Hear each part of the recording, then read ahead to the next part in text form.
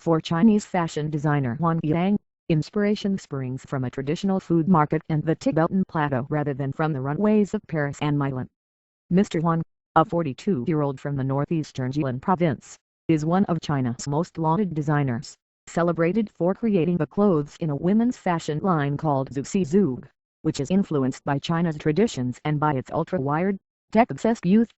Amid the crowd of ambitious designers hoping to be the next Marc Jacobs, Mr. Huang is one of the likeliest suspects, China's fashion critics say, noting that he is one of the few designers here who is also a savvy businessman. Foreign luxury brands like Louis Vuitton and Salvatore Ferragamo have largely defined China's fashion trends, while domestic brands have been looked down upon as cheap and low quality. But as mainstream Western luxury labels open stores on nearly every big city street corner, wealthy trendsetters want distinctive high-end goods that require a learned eye to detect. They are moving to boutique brands like Diane von Furstenberg and Alexander Wang, as well as emerging Chinese designers like Yu Mei Wang and Christine Law. This is opening doors for Mr. Huang.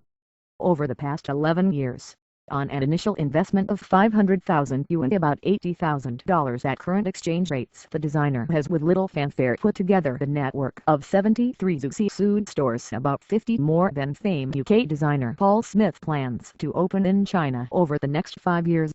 Zuxi Zug prices are clearly aimed at wealthy shoppers, which is part of the brand's allure.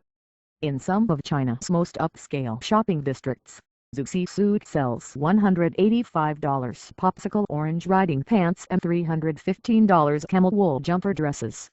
In many ways, Zuxi Zug can be seen as more comparable to U.S. designer Philip Morris than to the average Gap store. But the Zuxi Zug line is meant to be wearable. Stores are arranged in color blocks, with blue items hanging together and orange items on the next rack. Kelly green athletic pants that sell for $270 have zipped pockets designed with a special hole for an earphone cord.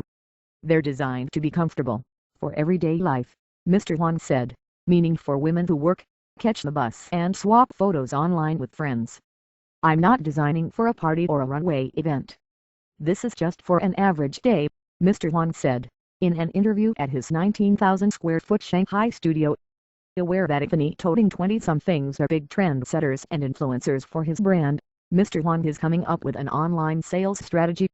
He has adapted his line for what he calls the screen era, adding more vibrant colors and patterns that lend themselves to video and pictures on social media sites. Mr. Huang says he has every intention of making Zuxi Zug a global brand, but he doesn't have a timeline or a list of likely countries. Near term, he says, he wants to open more stores domestically and elsewhere in Asia. I have aspirations, Mr. Huang said.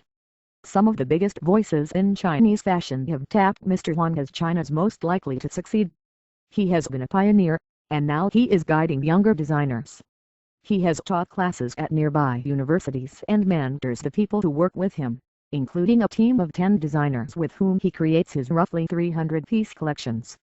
Everyone wants to create a brand now, but think back 10 years ago, and Huang Yang was the only one attempting to do this, said Yesha Wudi, editorial director of the influential media company Modern Media.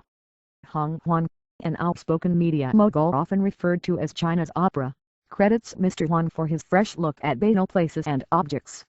She cites the Vegetable Market collection and its prints composed of fish, butcher knives or sweaters with hanging ducks, carrots and cabbage woven into them. Their inspiration was an excursion Mr. Huang and his team made to one of Shanghai's many chaotic wet markets, magnets for Western tourists craving a glimpse of grocery shopping in the pre-Walmart era. While many raise their pompons to Mr. Huang, Zuxi Zug still faces an uphill path. Some consumers, including 25-year-old Wu Dai, a teacher in Beijing, have never heard of the brand. Ms. Wu stopped into a store only because she was passing by. There are a bunch of talented designers in China, but many of them are targeted only at the so-called petty bourgeoisie, Ms. Wu said, using a derogatory term for China's upper class. Zuxi Zug's local fashion rivals include J&E, short for Jiangnan Bushels Yi, which means clothing from the southern Yangtze River Delta, and Just Naturally Be Yourself. J&E has more than 600 stores in China selling women's clothes, such as draping cotton knits, bell-collared wool sweaters, riding pants and other pieces similar to Zuxi Zug's. Prices, though, run about 30% to 50% less.